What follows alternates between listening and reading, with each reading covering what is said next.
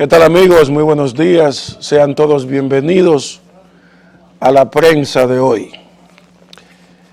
Hay unos temas que son trascendentales.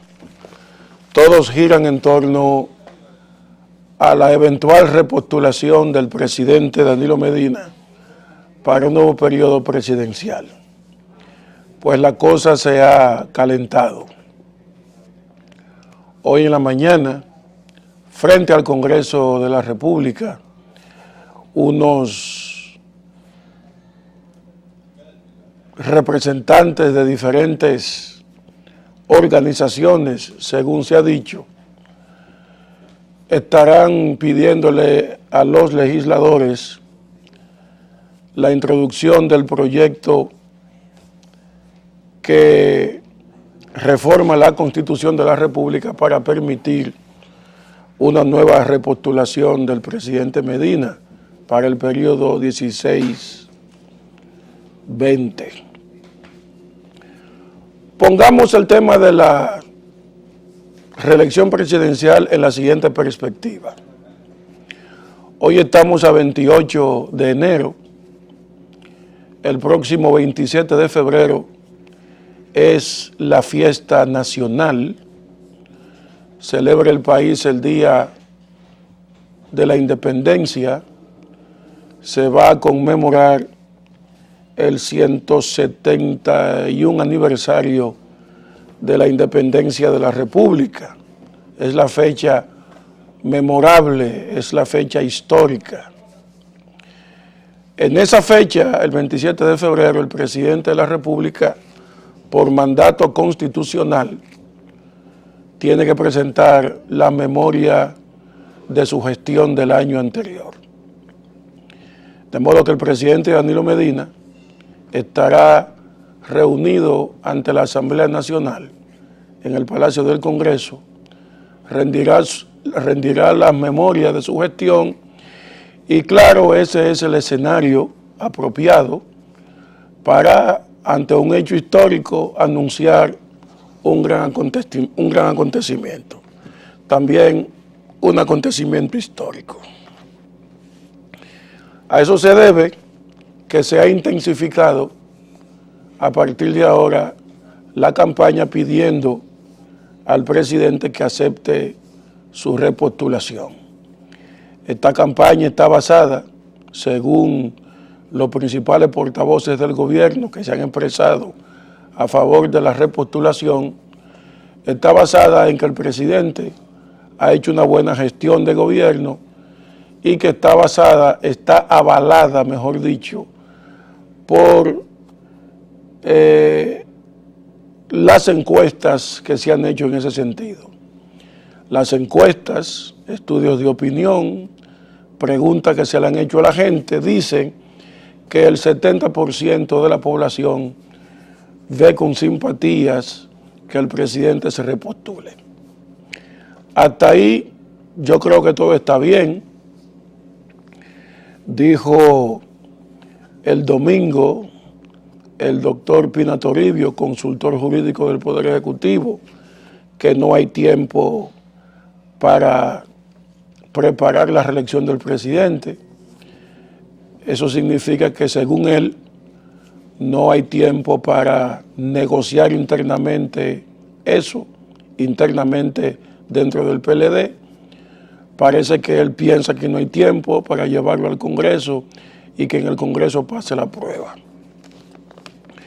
Yo creo que el Partido de la Liberación Dominicana, como está la situación hoy políticamente hablando en la República Dominicana, ganará las elecciones del próximo 16 del año 2016 o con Danilo o con el expresidente Leonel Fernández. Con cualquiera de los dos ganaría una elección.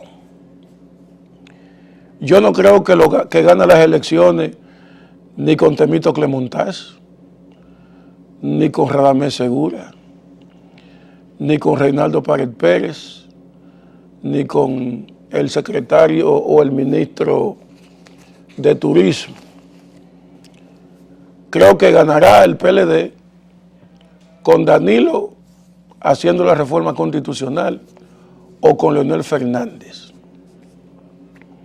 Basado en esa apreciación, uno puede decir que la oposición dominicana no tiene ahora mismo ninguna perspectiva para ganar las elecciones. Porque la oposición dominicana está francamente dividida. Y no solamente dividida, sino que no tiene la intención de unificarse alrededor de una figura para competir contra el PLD. Ya Miguel Vargas es candidato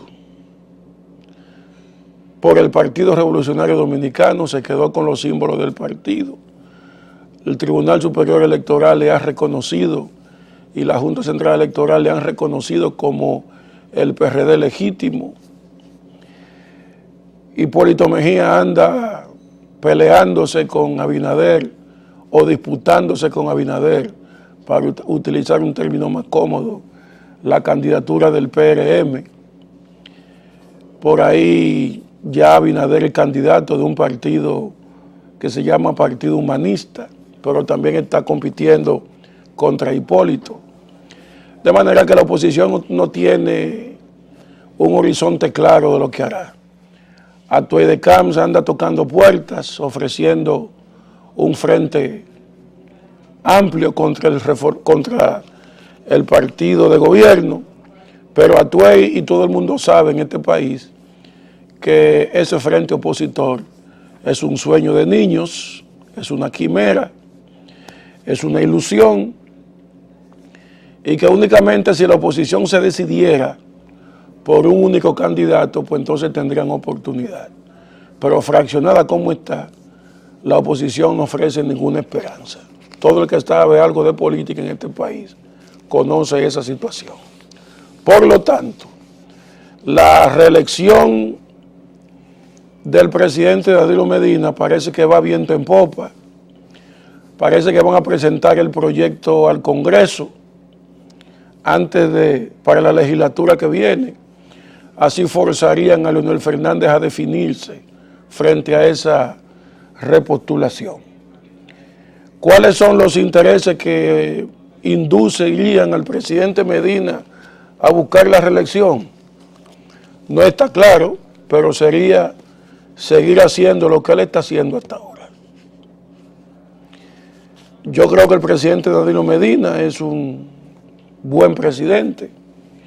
Yo creo que si lo reeligen, seguiría haciéndolo bien, pero la reelección tiene sus escollos. Y uno de los escollos de la reelección es que toda reelección se corrompe. Las reelecciones en este país pasan por un proceso de corrupción, como tuvo que hacer Hipólito Mejía en el 2002, que para modificar la Constitución tuvo que comprar muchísimos senadores y diputados.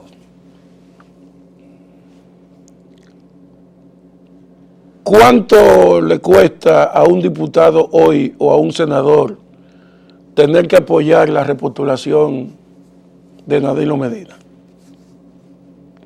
Sobre todo si la mayoría de esos diputados y senadores no van a repetir y terminan el 16. ¿A cambio de qué? Por solidaridad partidaria. Porque parece que con los votos de los PLDistas en el Congreso únicamente no sería suficiente aprobar la ley que modificaría la Constitución. Entonces se necesitaría buscar otros apoyos, negociar otros apoyos. Esas negociaciones pasan por un precio económico, por un precio real, para introducir el proyecto y para levantar la mano. Eso lo sabe todo el mundo en este país. Ese es el primer paso que tiene que dar el presidente Medina para que pase ese proyecto. Y lo segundo, tiene que comprar otras adhesiones en la oposición, habría que buscarse el apoyo del Partido Reformista, que no es gratis. Habría que buscarse el apoyo de Hipólito, probablemente, que tampoco sería gratis. Ni gratis en el sentido económico del término, ni gratis en el sentido de la gobernabilidad. Habría que buscarle un pedazo en el futuro gobierno a alguno de esas gentes. Claro que la repostulación de Danilo Medina causaría tremendo impacto dentro de la oposición y aplastaría virtualmente a la oposición, dada la popularidad del presidente. Pero este proyecto de reelección no deja de tener sus críticos. Uno de ellos es el cardenal Nicolás de Jesús López Rodríguez. El cardenal Nicolás de Jesús López Rodríguez fijó ayer su posición de rechazo rotundo a una eventual reforma de la Constitución de la República. Como en años recientes, cuando a su entender fue modificada la Constitución por conveniencias políticas.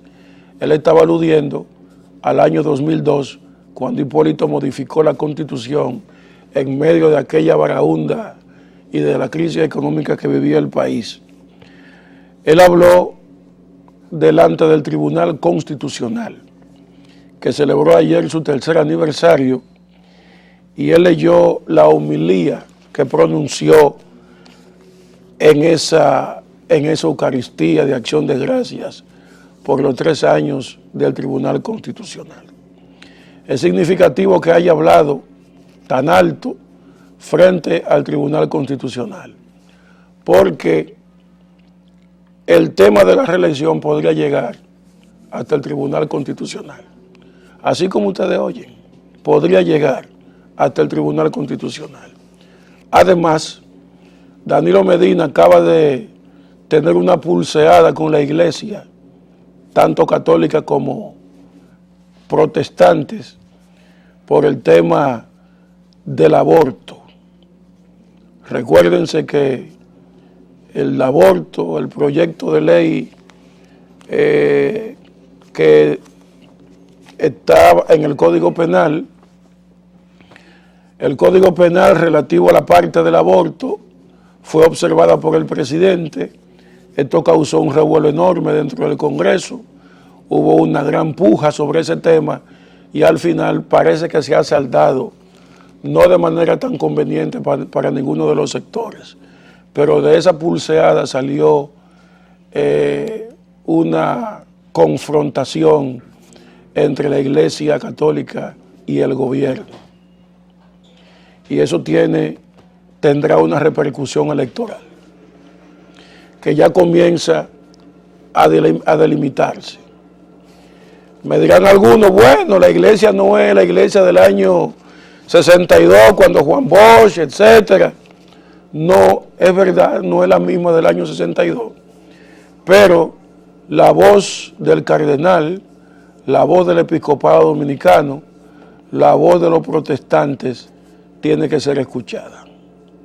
La voz de los católicos y protestantes tiene que ser escuchada. Y el cardenal, como figura máxima de la iglesia, ha fijado su posición y está en contra de la reelección.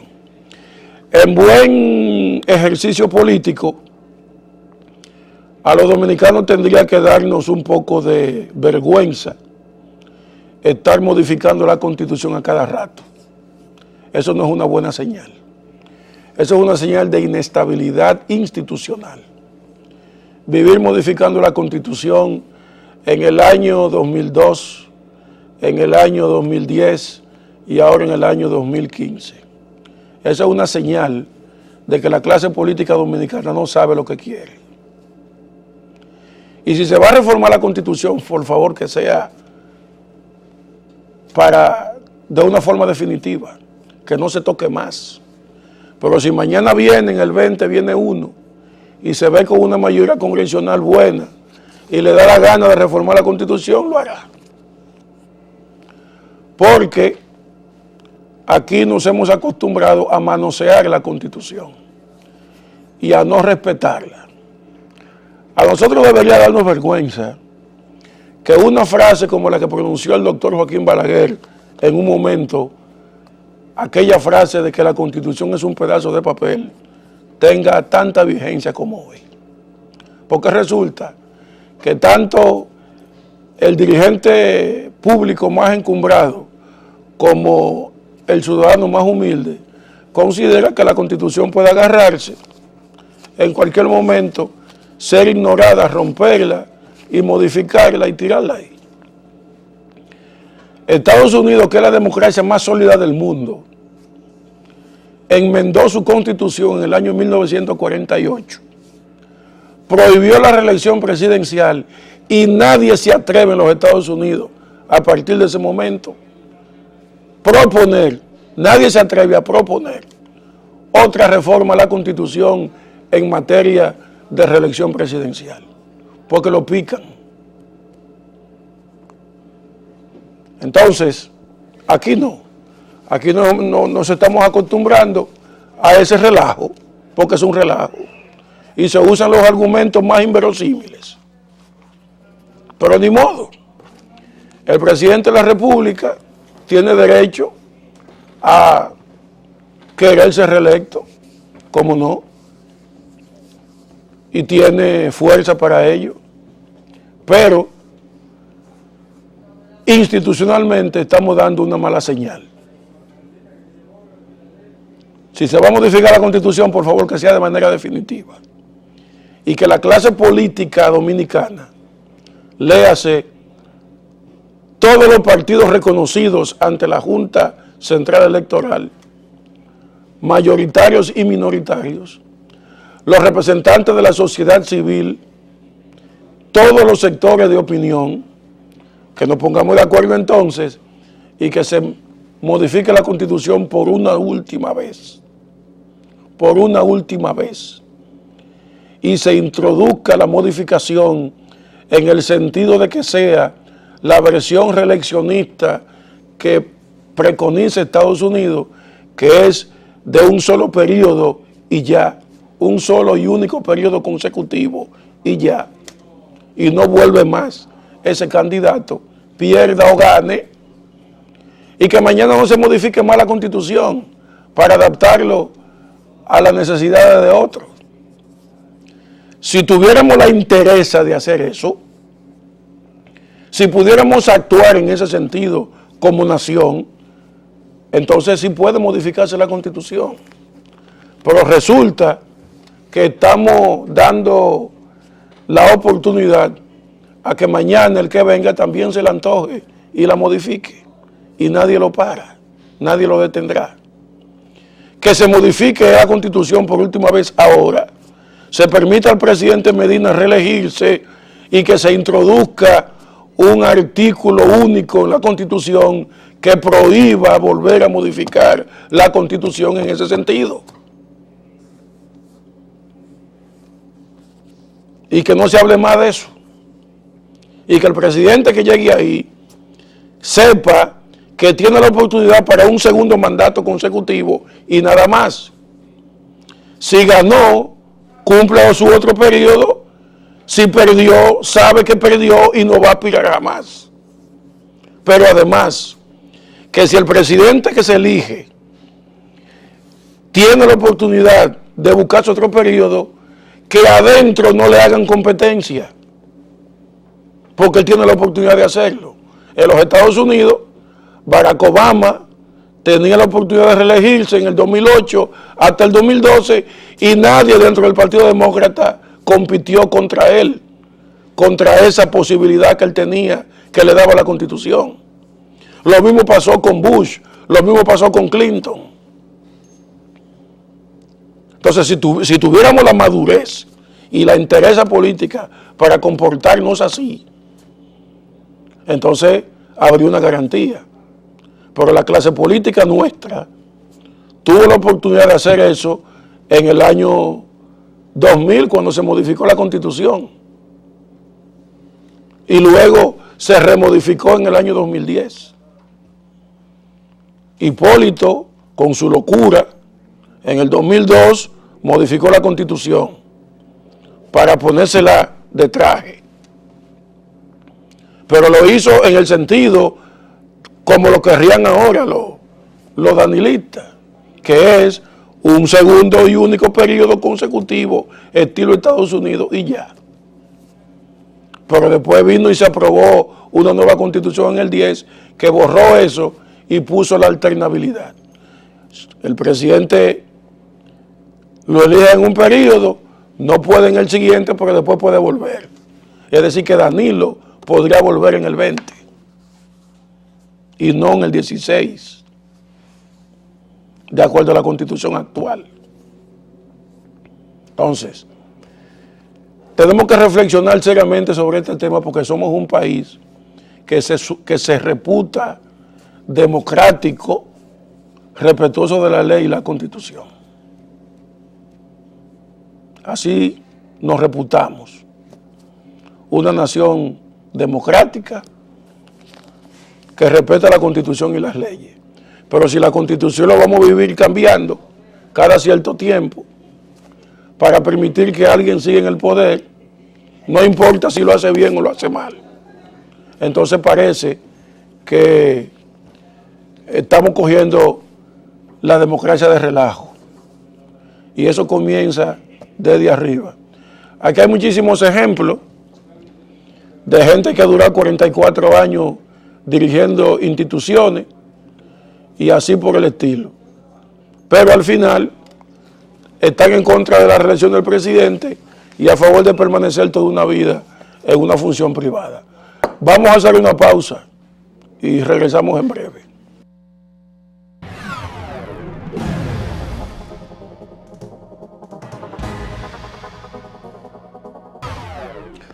Un comentario final sobre el tema de la reelección antes de presentar a la directora de la UNESCO. Breve el comentario. No es que los reeleccionistas no tengan derecho y no es que yo no apoye la reelección del presidente, pero hay que guardar las formas. Hay que respetar la Constitución y las leyes. Si el presidente va a anunciar el 27 de febrero que acepta la repostulación, que eso no sea tema que divida al partido y que sea un acuerdo con el doctor Leonel Fernández y con todas las instancias de su partido. Porque si también se va a dividir el PLD, entonces, ¿qué esperamos? ¿Cuál es la esperanza nacional? Si también el PLD se va a dividir en un tema sobre la reelección. Porque ya Leonel está lanzado a calle el medio. Es cierto que el presidente Medina no ha dicho que va, pero por lo que yo veo, él va. Porque él no está lejos de todas las movilizaciones que se están haciendo y las presiones para que acepte la repostulación. Todos estos movimientos, las opiniones de su ministro y todas esas cosas, el presidente las conoce y las permite. Si el presidente no fuera a reelegirse, hace rato hubiera parado eso. Eso es así. En un país presidencialista como este, lo que un ministro dice que al presidente no le gusta, el presidente se lo rechaza seguido. Y si el presidente ha permitido que la campaña a favor de su continuación siga adelante, pues el presidente está de acuerdo con eso. Y esa es la principal evidencia de que él va. Que va a ser el anuncio el 27 de febrero, es el escenario ideal para desmenuzar allí todo, para argumentar patrióticamente la aceptación del proyecto y todo eso. Al final, que guardemos la forma y que respetemos la Constitución y que paralelamente a su aceptación de la repostulación o de la modificación constitucional, se envíe una cláusula al Congreso donde se ponga en la Constitución que esto no puede ser modificado más en términos de reelección presidencial. Sí, para que si se acepte definitivamente, se haga y mañana no venga otro a estar reformando eso, como Estados Unidos. Esa es mi posición. Voy a presentarle a continuación a Irina Bokova. Ella es la directora de la UNESCO y está hablando sobre la disminución del analfabetismo en la República Dominicana, el éxito que ha significado para el país la campaña de alfabetización de adultos que ha llevado a cabo el gobierno del presidente Danilo Medina. Adelante. Hola, muy buenos días a todos y a todas. Hace unos minutos terminó un encuentro entre la directora general de la UNESCO, doña Irina Bokova, con el presidente de la República, el licenciado Danilo Medina. En este encuentro, la doctora Bokova estuvo acompañada por el señor Fernando Bruckman, director de la UNESCO en la ciudad de La Habana y representante para la República Dominicana, Cuba y Aruba.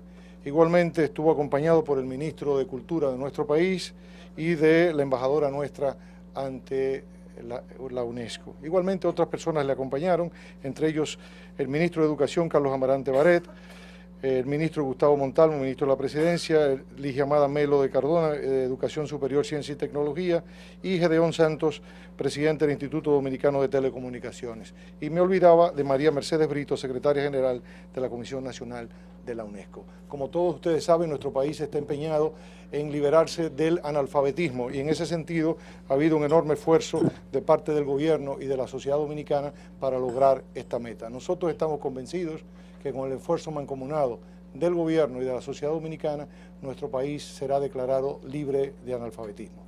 Naturalmente, el ámbito de acción de la UNESCO no es solamente el tema de la educación, sino también de la ciencia y de la cultura. En ese sentido, el encuentro fue un encuentro muy diverso, muy cordial y amplio entre el presidente de la República, sus ministros y los acompañantes de la doctora Bokova. Yo le pediré a la doctora Bokova, por favor, que le dirija unas palabras a nuestros medios de comunicación, en ese sentido a la sociedad dominicana, sobre su encuentro con el presidente Danilo Medina. Adelante, por favor. Muchas gracias, señor director. Buenos días a todas y todos. Para mí, como directora general de la UNESCO, es un honor de encontrar al señor presidente de la República y sus ministros, los ministros que son implicados, involucrados en la agenda de la UNESCO, en la educación, la ciencia, el medio ambiente, la cultura, la comunicación. Era una oportunidad también de felicitar al señor presidente por su énfasis, por todo lo que el presidente mismo y también su gobierno ha hecho para la educación, declarar también la República Dominicana libre de analfabetismo, de lograr mucho éxito en cuanto a la meta de Naciones Unidas, Educación para Todos, del Milenio de Desarrollo, y también de hablar sobre el papel de la ciencia, de la biodiversidad, de la cultura también, de la conectividad en la lucha contra la pobreza y también para una inclusión social más grande. Yo felicité al señor presidente porque la República Dominicana en este momento es un país campeón invitado por el secretario general de Naciones Unidas, un país campeón de su iniciativa Educación sobre todo, una iniciativa que ha sido preparada, elaborada por la UNESCO y también apoyada fuertemente por el secretario general de Naciones Unidas, el señor Ban Ki-moon. Tenemos 14 países de todo el mundo, de diferentes regiones del mundo, que son considerados como países campeones, y República Dominicana es el último país que se añadió a esta lista prestigiosa, yo diría. Y también la República Dominicana juega un papel muy importante en este momento en la UNESCO como miembro del Consejo Ejecutivo. La señora embajadora delegada permanente está aquí a mi lado, que participa muy activamente en la elaboración y adopción de diferentes decisiones. Y también era una oportunidad, como usted, director, ha dicho, porque el mandato de la UNESCO es muy grande, es la organización que tiene en su mandato diferentes aspectos de la cooperación internacional en otras esferas.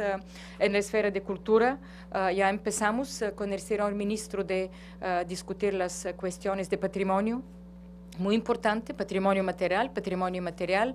Yo voy a visitar hoy día también la parte vieja de la ciudad, que está inscrita en la lista de patrimonio mundial de la UNESCO. Hablar de cultura y desarrollo, democratizar la cultura, de cultura y desarrollo en la lucha contra la pobreza para una inclusión social que a mi juicio va más detrás de un entendimiento de cultura solamente como turismo. Es importante también, vincular los dos es importante para nosotros. Las industrias creativas como también vehículo de desarrollo, como inclusión social, y desde luego la biodiversidad, que es muy importante en su país, la cooperación con los países vecinos, la creación de un corredor de biosfera aquí en el Caribe es importante. Entonces, hay muchos aspectos de nuestra cooperación. Yo voy a encontrar los diferentes ministros, miembros del gobierno, hoy día también y mañana, visitar escuelas, hablar de primera infancia también, que es una de las prioridades del señor presidente, del alfabetismo, la formación de enseñantes, todo lo que hace la calidad de la educación y todo lo que hace la educación como un vehículo de inclusión social. Tal vez habrán cuestiones, pero yo quisiera solamente abordar algunos de los temas de nuestro debate.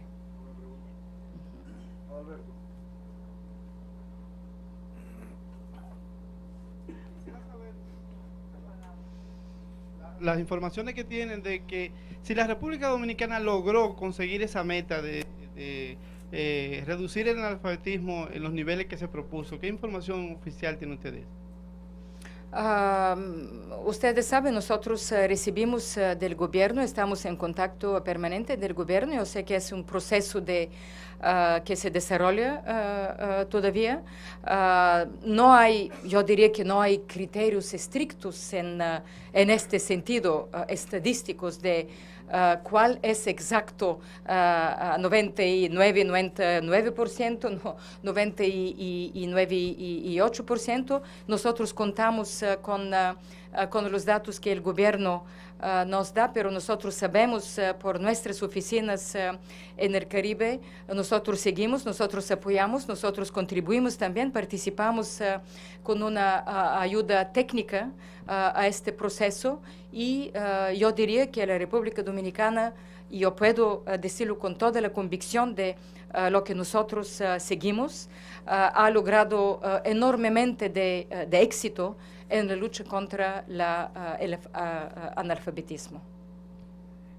Sí, buenos días, perdón. Una preguntita. ¿Cómo usted califica el hecho de que la República Dominicana, primero, haya logrado aportar el 4% del presupuesto, interno, ¿verdad?, bruto, a lo que es la educación, número uno? Y número dos, ¿cómo usted califica el hecho de que ahora en el país se está abocando a una política de educación integral y de inclusión, partiendo de que este fue siempre un bastión de lo que fue la exclusión en la educación? Bueno, yo diría que nosotros para la UNESCO siempre la educación era una de las esferas más importantes para lograr un éxito económico, un desarrollo económico, pero al mismo tiempo inclusión social y movilidad social, que es también más importante en este sentido. Lograr 4% de su presupuesto de toda manera es una buena noticia.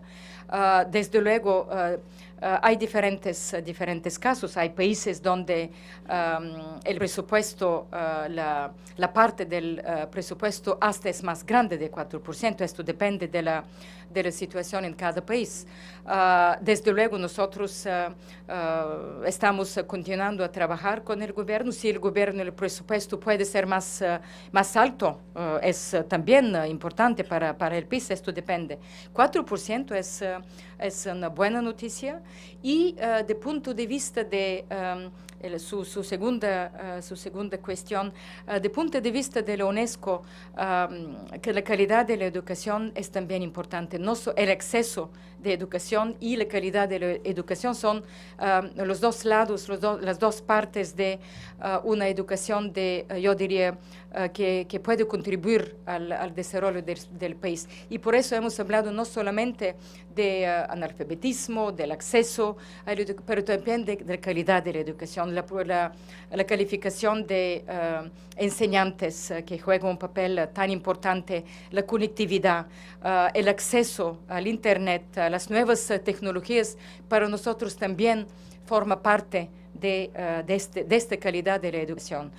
Yo diría que sí, hace 10 años, hace 15 años, decimos 15 años, cuando las Naciones Unidas han adoptado sus metas sobre desarrollo, las metas de desarrollo hace 15 años. En este momento nosotros hacemos un paso adelante, un paso de hablar no solamente de acceso, pero la calidad, porque yo diría que el mundo ha cambiado, las posibilidades han cambiado, las exigencias han cambiado, y me parece que el presidente y el gobierno hace una énfasis muy grande y hace una política de estrategia muy correcta.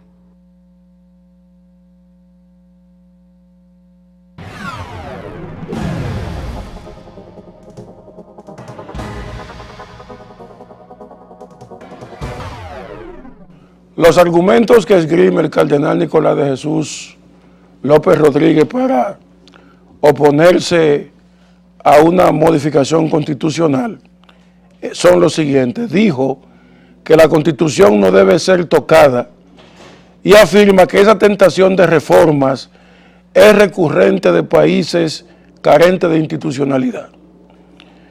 Él recordó que la Constitución actual fue fruto de largas consultas en todo el ámbito nacional durante años, y que quienes quisieron opinar lo hicieron y se les dio toda la oportunidad para ello.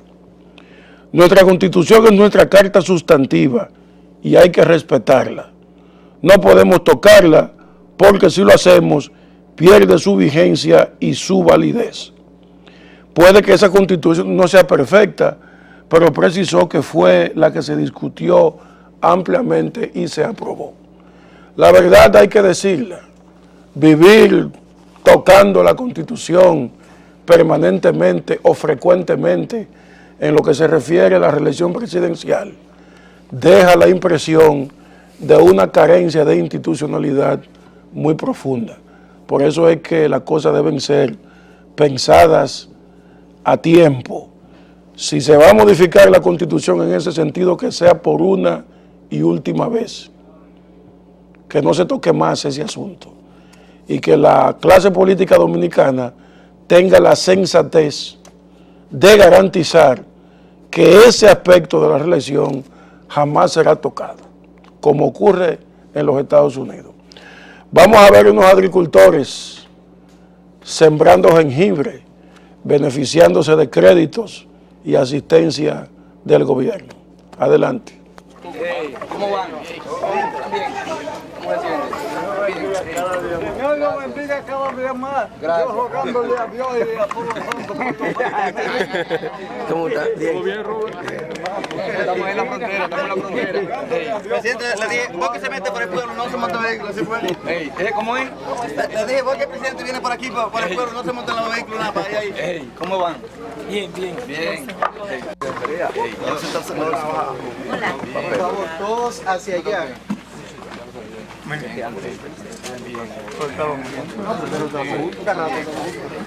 Ok, entonces lo que vamos a estudiar el proyecto, porque esos son los proyectos que valen la pena, los que le agregan valor, y le vamos a ayudar en eso. Vengan el miércoles 4 a las 10 de la mañana aquí, a las 10, ¿verdad?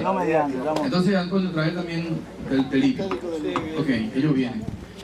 Los del café ya el miércoles vienen también. Obra Pública va a evaluar el camino.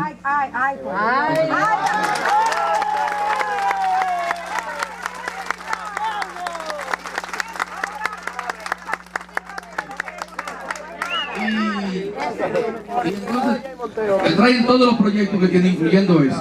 Yo creo, como vamos a hacer la carretera del año nuevo, que en ese proyecto se puede incluir ese play. ¡Un aplauso también! Y sobre el jengibre, Antonio, si vamos a hacer algo, hagámoslo en grande. Ellos no pueden depender de Vallaguana. Vallaguana los puede entrenar para que sepan cómo se produce, de qué manera se produce, pero que ellos tengan su propio negocio, que no dependan de esa cooperativa. Ellos que hagan la suya y que hagan un proyecto para ambos lugares. Por lo siguiente, podemos trabajar en el café, pero ustedes saben que el café es de largo plazo. Entre 3 y 5 años tendrán para poder comenzar a recibir los primeros recursos por el café. Entonces, si se ponen a sembrar café en lo que esperan que el café produzca, se van a morir. Tienen que tener un producto intermedio, y si el jengibre puede producirse aquí con buena rentabilidad, porque la rentabilidad es mucho mayor de 10.000, según lo que discutí en la Esmeralda cuando fui, para cada productor. Entonces, que puedan hacer un proyecto grande para más tierra. Si tienen 3.000 tareas, por lo menos para 1.500 tareas, la mitad, en una primera fase, y que tengan su planta para lavar, empacar y que puedan exportar por aquí, por la región. Porque hay que darle a cada quien de qué vivir. Y yo quiero decirles lo siguiente: no se preocupen tanto de que las cosas se pongan bonitas. Porque siempre les he dicho, ¿de qué vale vivir en una jaula de oro con el estómago vacío?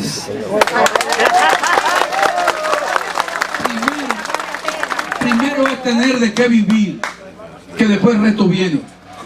No son ustedes los que van a presionar, los únicos que van a presionar por cosas adicionales. Porque cuando esto sea un centro de producción en la que gente va a ganar dinero, entonces van a pedir por ustedes. Lo primero que tenemos que hacer es cómo darle una forma de vida que ustedes puedan tener ingresos para ustedes y sus hijos en el futuro. Por eso yo creo que si hay 3.000 tareas, comencemos con 1.500 hasta llegar a las 3.000.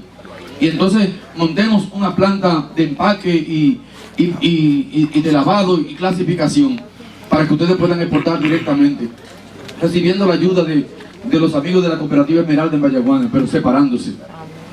Porque el flete de aquí a Vallaguana es enorme. Yo no sé si lo han pensado, pero un flete de un camión cargado de aquí a Vallaguana, eso cuesta todos los cuartos del mundo. Y si vienen de Esmeralda con sus camiones, van a cobrar, porque los camiones no se los regalaron a ellos. Ellos van a cobrar lo mismo. Es igualito que si lo rentaran por aquí. Esmeralda le va a descontar del precio el flete para venir aquí. Entonces hay que dejar que ellos reciban todos los ingresos que tengan la rentabilidad mayor para que puedan elevar sus condiciones de vida. Pero eso lo pueden discutir también el miércoles para que el proyecto sea mayor. Pero que tengan un proyecto en grande. Eso es lo que queremos. Para que todos puedan elevar sus condiciones de vida, que es lo que queremos. Y como ven, el proyecto va a ser de mucho más dinero. Hay que pagarlo. Hay que devolverlo. Porque no es regalo.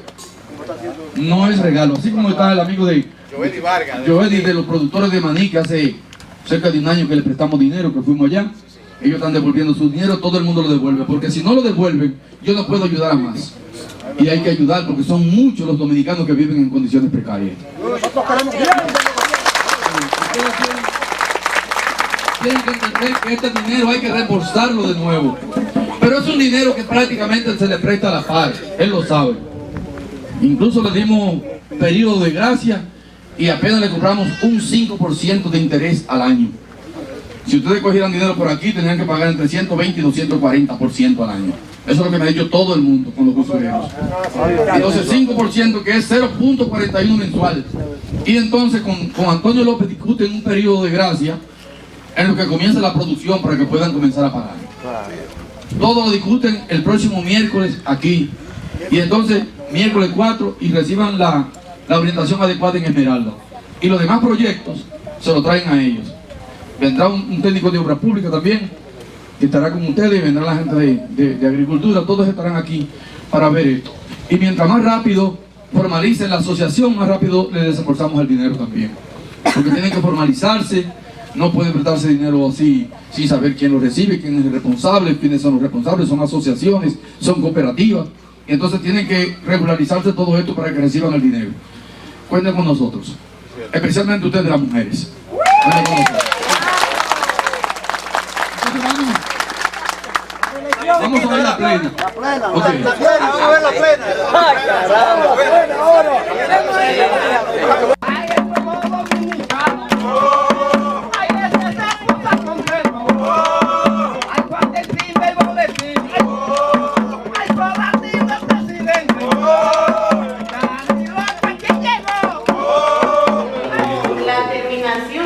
realmente las bibliotecas de la comunidad no están habilitadas. Tenemos los libros en casa. ¿Y qué es lo que le falta? ¿Podemos ver? ¿Qué es lo que le falta? Bueno, Ya. ¿podría pasar usted con otro más? Él es el ministro de Obras Públicas.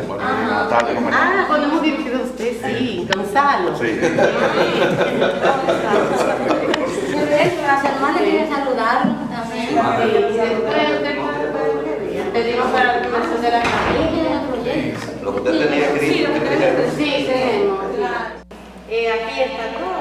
Nosotros incluimos lo que es el equipo de sonido y las verjas para ponerla ahí, pero como están los bancos... Eso le da ya para... Sí. ¿Y la carreterita? Ay, la carretera.